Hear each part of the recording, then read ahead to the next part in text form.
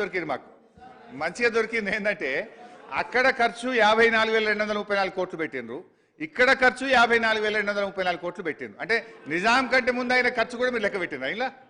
అంటే ఖర్చు ఏమో సేమ్ పెట్టిండ్రు, ఆయకట్టు అక్కడో తీరుగా ఇక్కడో తీరుగా చూపించారు.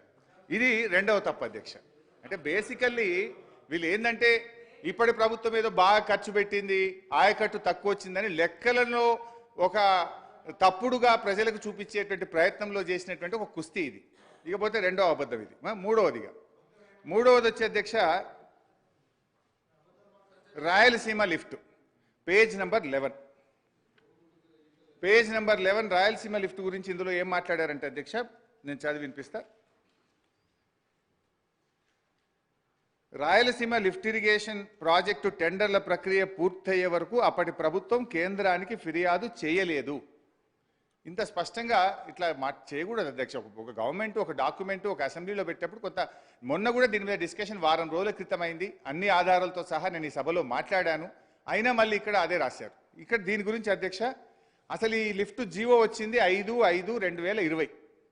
ఈ జీవో రాకముందే పత్రికల్లో వచ్చిన వార్త ఆధారంగా 29 జనవరి 2020 నాడే మేము కేంద్ర ప్రభుత్వానికి ఫిర్యాదు చేశాం. నంబర్ 1.